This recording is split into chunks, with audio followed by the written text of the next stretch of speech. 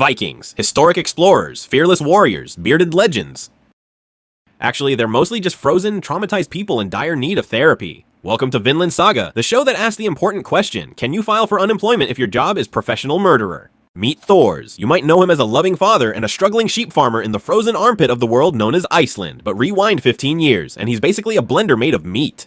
We open in a massive sea battle. It's loud, it's bloody, and everyone is screaming, except Thors. He's jumping between ships like Mario on a caffeine drip, slicing through fully armored men like they're made of lukewarm butter. He's the Troll of Jom, a nickname that implies he's ugly but actually just means he's unkillable. But Thors, he's bored. He's having a midlife crisis in the middle of a massacre, so he does what any reasonable employee does when they hate their job. He fakes his own death. Splash. Into the water. Goodbye benefits package. Hello unemployment. Cut to 15 years later. Welcome to Iceland. The tourism board slogan is, "It's just rocks and snow and you will die here." Thors is now a pacifist. He looks like a bodybuilder trying to pivot into knitting. He has a wife, a daughter, and here comes the trouble, a son named Thorfinn.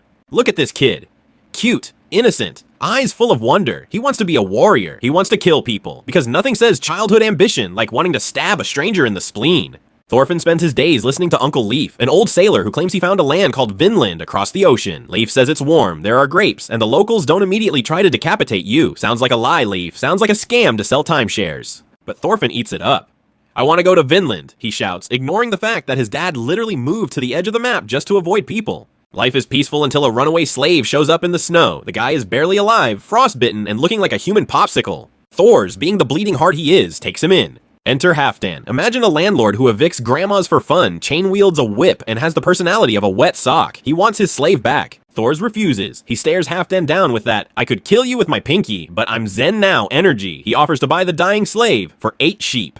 8 sheep. In this economy? Thors, my guy, that's your family's wool supply for a year. But he does it. He buys a man who dies 5 minutes later. Great investment, Thors. Really top-tier asset management. But the lesson is planted. A true warrior needs no sword. Thorfinn hears this and thinks, okay, Dad, sure, but swords look way cooler.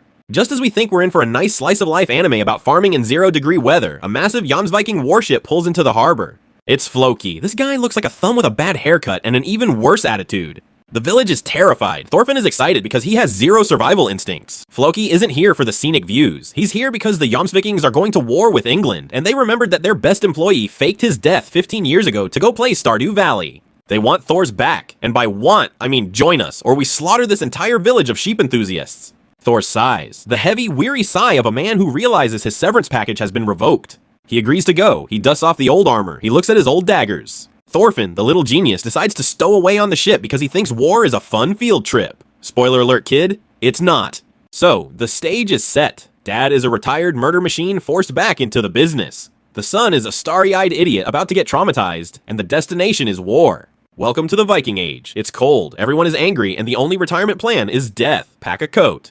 And that's where we leave them, floating in a wooden tub towards inevitable trauma. Thors is hoping for a diplomatic solution, and Thorfinn is hoping to stab someone. Spoiler alert, only one of them is going to get what they want, and it's going to hurt. A lot. In part 2, we meet Askeladd, a man who fights with his brain because he's too lazy to use his back, and we witness the exact moment Thorfinn's therapy bill becomes unpayable. If you want to see Thors go full John Wick one last time, smash that like button harder than a Jomsviking hitting the Mead Hall.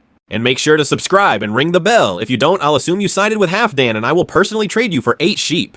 See you in Valhalla, you beautiful disasters.